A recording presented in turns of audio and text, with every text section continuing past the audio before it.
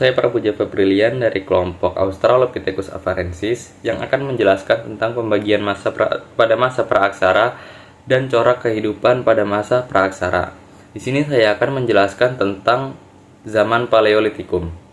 Zaman Paleolitikum ini atau zaman batu tua ini mencakup 95% masa praaksara. Zaman ini berlangsung sekitar 50.000 sampai 10.000 sebelum Masehi. Ada 5 jenis manusia purba yang hidup pada masa ini. Yang pertama ada Pithecanthropus erectus, yang kedua ada Meganthropus paleojavanicus, yang ketiga ada Pithecanthropus robustus, yang keempat ada Homo soloensis, dan yang kelima ada Homo wajakensis. Kehidupan ekonomi mereka belum mengenal cara bercocok tanam. Mereka masih menggunakan cara berburu dan mengumpulkan makanan. Daerah ekonomi mereka biasanya ada di pedalaman hutan, daerah aliran sungai, ataupun daerah tepi pantai. Kehidupan sosial mereka sudah mengenal kelompok-kelompok kecil dalam pembagian tugasnya. Mereka hidup di gua-gua untuk berlindung dari hujan, badai salju, ataupun panas matahari. Mereka hidup secara berpindah-pindah ataupun nomaden. Kemudian, mereka juga mengenal pemilihan ketua suku dalam kelompok mereka. Ketua suku biasanya dipilih berdasarkan yang terkuat. Dan yang kemudian kepercayaan mereka percaya bahwa orang yang meninggal rohnya akan pergi ke suatu tempat, dan bahkan jika orang yang meninggal itu dianggap memiliki ilmu, maka roh orang tersebut bisa kembali untuk memberi nasihat kepada mereka yang membutuhkannya. Kemudian ada teknologi mereka. Teknologi mereka masih sangat kasar karena mereka belum mengenal caranya untuk mengolah alat-alat yang mereka butuhkan. Seperti pada gambar ini, ada yang namanya kapak genggam. Bentuk dari kapak genggam ini masih sangat kasar ya, dengan sedikit dipoles di bagian ujungnya yang runcing sesuai dengan kebutuhan mereka, yaitu memotong ataupun menggali ataupun menguliti hewan. Dan yang kedua ada flakes. Flakes adalah alat yang terbentuk ataupun yang terbuat dari tulang hewan yang mereka buru. Kegunaan flakes kurang lebih sama seperti kapak genggam, yaitu untuk memotong, menggali, ataupun menguliti kulit hewan. Kebudayaan dari masa Paleolitikum ini ditemukan di daerah Pacitan dan Ngandong, Jawa Timur. Naswa Lutfiana Khairunisa dari kelompok Australopithecus afarensis. Di sini saya akan menjelaskan tentang zaman Mesolitikum. Zaman Mesolitikum atau biasa dikenal juga sebagai zaman Batu Madia yang berlangsung sekitar 10.000 sampai 5.000 sebelum Masehi.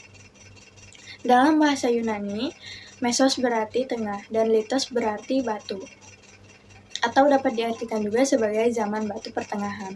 Manusia purba yang hidup di zaman ini adalah Homo sapiens. Kemudian ada corak kehidupan para manusia purba di zaman Mesolitikum itu. Yang pertama ada ekonomi. Ekonomi yang mereka gunakan pada zaman Mesolitikum adalah food gathering. Food gathering adalah di mana para manusia purba mengumpulkan makanan atau memburu hewan buruan. Yang kedua ada politik. Mereka membentuk suatu kelompok yang terdapat kepala kelompok yang dipilih oleh orang yang ditetuakan atau memilih orang terkuat dari yang terkuat. Yang ketiga, ada sosial. Kehidupan sosial pada zaman Mesolitikum adalah semi-nomaden. Semi-nomaden merupakan di mana para manusia purba berpindah-pindah tempat tinggal dari satu tempat ke tempat lainnya, tetapi sudah disertai dengan kehidupan menetap sementara. Yang kelima ada budaya. Salah satu kebudayaan zaman Mesolitikum adalah kebudayaan Toala. Kebudayaan Toala yaitu alat yang digunakan berupa alat serpi bergerigi yang ditemukan oleh Alfred Buchler di daerah Suko Toala, Lumajang, Sulawesi Tengah. Yang keenam ada kepercayaan. Kepercayaan yang dianut para manusia purba pada zaman Mesolitikum adalah kepercayaan terhadap roh nenek moyang. Yang ketujuh yaitu teknologi. Teknologi yang mereka gunakan merupakan alat-alat dari batu yang sudah dihaluskan seperti kapak Sumatera. Zaman Neolitikum merupakan salah satu zaman pada masa prasejarah yang bisa disebut juga sebagai zaman batu muda. Pada zaman ini, kehidupan manusia purba sudah mulai maju dengan adanya campur tangan dari Homo sapiens. Peralatan yang digunakan umumnya terbuat dari batu dan hidup nomaden perlahan ditinggalkan. Zaman Neolitikum sekitar 12.000 tahun yang lalu, kemajuan kebudayaan, ilmu pengetahuan sudah memungkinkan manusia purba untuk mengelola batu-batuan dengan baik dan hidup menetap. Pada zaman ini, telah hidup manusia purba jenis Homo sapiens yang mendukung terjadinya revolusi kebudayaan. Manusia pendukung kebudayaan Neolitikum adalah manusia Proto-Melayu yang hidup pada 2000 tahun sebelum Masehi, seperti suku Nias, Dayak, Toraja, dan Sasak. Corak kehidupan pada zaman Neolitikum. Yang pertama ada ekonomi. Ekonomi pada zaman Neolitikum, manusia purba sudah dapat memproduksi makanannya sendiri atau food producing dengan cara bercocok tanam dan beternak. Yang kedua, ada sosial. Kehidupan bercocok tanam dan beternak memberikan mereka banyak waktu luang, dan mereka juga sudah mengenal pakaian dan perhiasan. Hal ini dibuktikan dengan ditemukannya alat pemukul kulit kayu. Yang ketiga ada politik. Primus inter pares, yaitu sistem pemilihan pemimpin, kepala adat atau kepala suku. Corak kehidupan yang terakhir ada kepercayaan. Kepercayaan pada zaman Neolitikum adalah animisme dan dinamisme, yang dimana animisme adalah kepercayaan terhadap roh-roh yang gaib, sedangkan dinamisme adalah kepercayaan terhadap benda-benda mati. Selanjutnya ada teknologi, seperti peralatan dari batu yang diasah, pertanian menetap, peternakan, dan pembuatan tembikar. Yang terakhir, ada kebudayaan. Contohnya seperti beliung persegi yang bisa ditemukan di seluruh kepulauan di Indonesia bagian barat, dan juga kapak lonjong yang bisa ditemukan di seluruh kepulauan di Indonesia bagian timur. Perkenalkan, nama saya Maria Cahasida Balok, saya dari kelompok Australopithecus afarensis. Zaman Megalitikum berasal dari kata mega yang berarti besar dan litos yang berarti batu. Oleh karena itu, zaman Megalitikum sendiri disebut sebagai zaman batu besar, di mana masyarakatnya masih menggunakan peralatan dari batu besar. Zaman Megalitikum sendiri terjadi sekitar 3.500 sampai 1.000 tahun sebelum Masehi. Manusia kera yang hidup pada zaman Megalitikum yaitu ada 3 bagian. Yang pertama ada Pithecanthropus erectus, yaitu manusia kera yang berjalan tegap. Yang kedua ada Pithecanthropus mojocortensis, manusia kera yang berasal dari Mojokerto, dan yang ketiga ada Pithecanthropus soloensis yang disebut juga sebagai manusia kera yang berasal dari Solo. Pada zaman Megalitikum mereka sudah mengenal sistem barter atau pertukaran barang, di mana mereka memenuhi kebutuhan hidup mereka sehari-hari dengan melakukan sistem barter atau pertukaran barang. Mereka yang memenuhi kebutuhan hidup mereka sehari-hari dengan cara yaitu ada bercocok tanam, sebagai nelayan membuat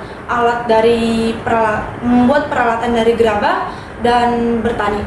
Pada zaman Megalitikum mereka sudah mengenal sistem teknologi, yaitu mereka sudah mengenal yang pertama memulai bercocok tanam dan beternak. Yang kedua ada dolmen, meja batu untuk digunakan meletakkan sesaji, dan yang ketiga ada waruga, kubur batu yang berbentuk kubus. Yang keempat ada kubur batu untuk menyimpan mayat, dan yang kelima punden barudak yang terbuat dari batu untuk meletakkan sesaji. Pada zaman Megalitikum atau zaman batu besar, pada masa ini kepercayaan masyarakat Megalitikum semakin bertambah, bahkan masyarakat juga mempunyai konsep apa yang terjadi dengan seseorang yang telah meninggal. Pada zaman Megalitikum atau zaman batu besar, mereka hidup dengan cara bergotong royong, saling membantu, saling melengkapi untuk memenuhi kebutuhan hidup mereka, untuk memenuhi upaya kehidupan mereka sehari-hari. Hasil kebudayaan pada zaman Megalitikum atau zaman batu besar itu dari yang pertama ada hasil kebudayaan pada masa bercocok tanam, yaitu ada beliung persegi, menhir, dolmen, mata panah, kapak lonjong, gerabah, perhiasan, dan ada juga seperti bangunan Megalitikum yaitu seperti sarkofagus, kubur batu, punden berudak. Nama saya Rasya dari 10 IPS 2. Di sini saya akan menjelaskan tentang masa atau tahun. Masa Penendangyang adalah periode prasejarah atau yang lazim disebut zaman logam.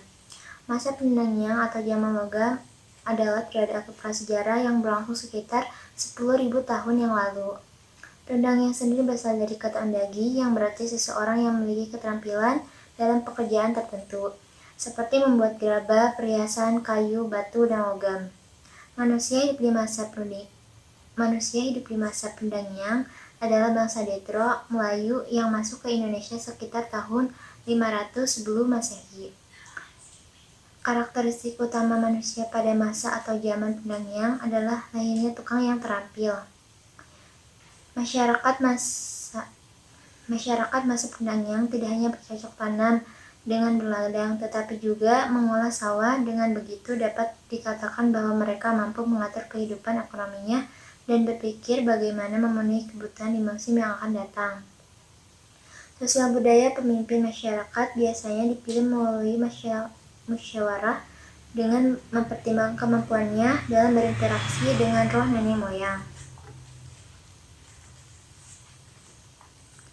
Selain itu, masyarakat terbagi ke dalam kelompok sesuai keahlian mereka, misalnya kelompok petani, undagi, pedagang, dan sebagainya.